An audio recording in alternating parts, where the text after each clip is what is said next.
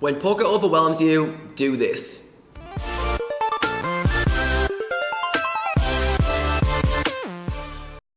There's nothing worse than feeling completely overwhelmed as a poker player. You're putting long hours in grinding, you're studying as much as you can, but it feels like you're making no traction and you're not making progress towards your long-term goals. You wish you had more time in the day, but unfortunately you just run out of hours. You're tagging 50 hands a day, but you just don't have the time to go through them all after a long day's grinding. If this is you, stop. I want to share some advice with you, which I've been sharing with the players I've been working with who've been suffering from a similar problem. There's nothing worse than being stuck in this position where you feel like what you're doing just isn't working and your solution is to want to do more, which is good intentions, but it ends up making you come unstuck. Now, before I start sharing some specific advice, I want to share with you a quote I heard from Theodore Halls when he was asked what allowed him to be so successful at poker. And his response was very interesting, and he said that he was able to separate the relevant from the irrelevant. And this is the key starting point when you're overwhelmed. You've got to simplify your life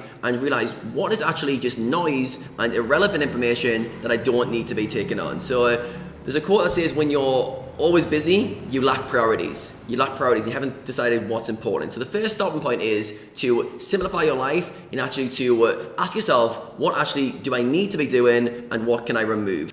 Rather than tagging 50 hands to make you feel good, which you're never even going to go through, why can't you tag hands in 2 or 3 different spots that you're really going to work on? You're going to put the time into those and they're going to be the highest value. So what I do is I'd stop if I was you and I decide on what is the highest priority in my life right now. What is the highest priority in terms of my studying? What is the highest priority in my grinding? And rather than having like 20 things on that list, simplify it to 3 or maybe 5 at a push. 5 things to be working on, 5 things to be focused on whilst I'm grinding. And this is really going to lower the inputs, and an overworked brain lacks mental clarity. When you're overworked, you lose that ability to make decisions and to solve problems. So when you're in this position of overwhelm, it's very easy to like step on the accelerator further and try and push your way out of it with hard work. And the players I've worked with, I've really found those who are able to almost take a step back before they can take another step forwards are the ones who do a lot better. So what you need to do is ask yourself 3 questions. What is important? And list those in terms of 1 to 5 priorities.